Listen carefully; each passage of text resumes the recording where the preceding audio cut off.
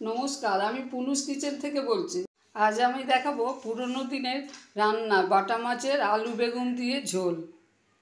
প্রথমে আমি বাটা মাছটাকে ভালো করে ধুয়ে নুন হলুদ মাখিয়ে রেখেছি। তেল আমার গরম হয়ে গেছে, এবার বাটা মাছগুলো আমি তুলে দেবো।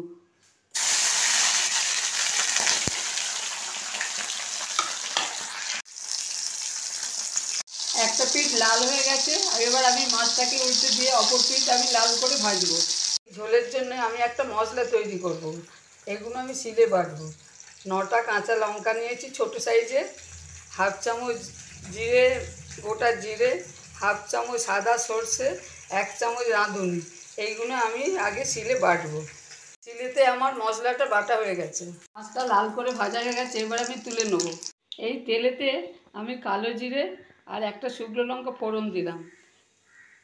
ফোড়নটা ভালো গরম হয়ে গেছে, আমি বেগুন ছেড়ে দিলাম আর আলুটাকে আমি হালকা করে সেদ্ধ করে নিয়েছিলাম, এইটাকে বেগুনেতে দিয়ে দিলাম।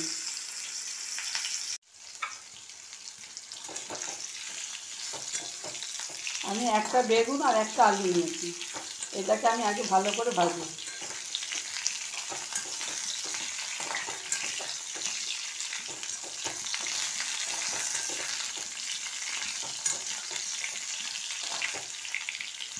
আলু বেগুনটা খুব ভালো করে ভাজা হয়ে গেছে, এবার মশলাটা আমি তুলে দিলাম।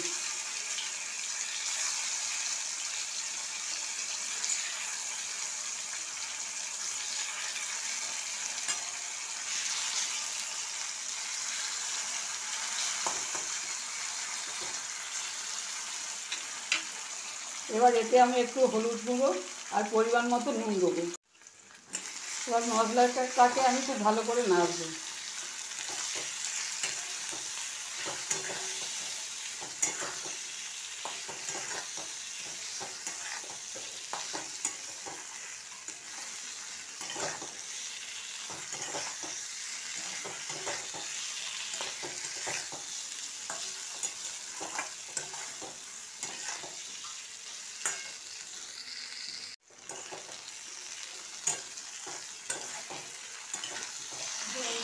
এবার মশলাতে আমি জল দিয়ে দেবো, মশলার তেল ছেড়ে গেছে।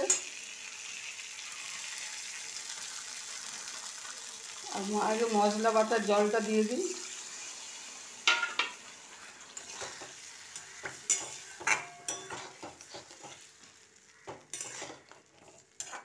এতে আমি যেহেতু কাঁচা লঙ্কা দিয়েছি, সেই জন্য আমি আর গুঁড়ো লঙ্কা দিলাম না।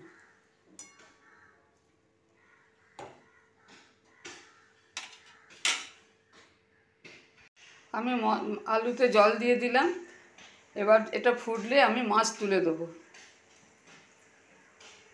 আমি মাছগুলো তুলে দিলাম, ঝোলের সাথে 2-3 মিনিট ফোটার পর আমি এটাকে নামাবো। পুরনো দিনের যে বাটা মাছের পাতলা ঝোল আমার হয়ে গেছে, রেডি হয়ে গেছে। এবার ওপরে একটু ধনেপাতা ছড়িয়ে দিলে মাছের রান্না আমার কমপ্লিট হয়ে যাবে।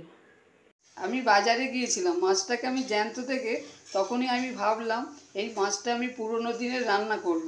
সেই জন্যে আজকে আমি এই পুরনো দিনের রান্নাটা করেছি, আলু বেগুন দিয়ে পাতলা ঝোল। এই রেসিপি যদি ভালো লাগে তাহলে শেয়ার করবেন, সাবস্ক্রাইব করবেন।